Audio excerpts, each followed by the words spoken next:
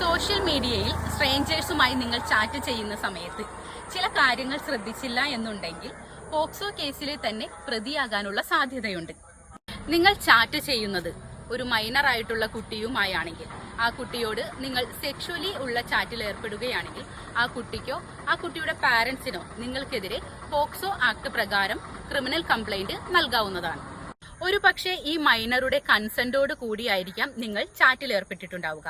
അതല്ലെങ്കിൽ ആ കുട്ടി നിങ്ങളെ ഫേക്ക് അക്കൗണ്ട് വഴി തെറ്റിദ്ധരിപ്പിച്ച് അവർക്ക് 18 വയസ്സ് പ്രായപൂർത്തിയായതാണ് എന്ന് പറഞ്ഞുകൊണ്ടായിരിക്കാം നിങ്ങൾ ഇത്തരത്തിലുള്ള ഒരു ചാറ്റിൽ ഏർപ്പെട്ടിട്ടുണ്ടായിരിക്കുക.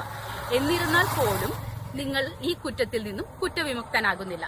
കാരണം മൈനറായ കുട്ടികളുടെ കൺസെന്റ് ഒരിക്കലും വാലിഡ് കൺസെന്റായി നിയമത്തിൽ കണക്കാക്കുന്നില്ല.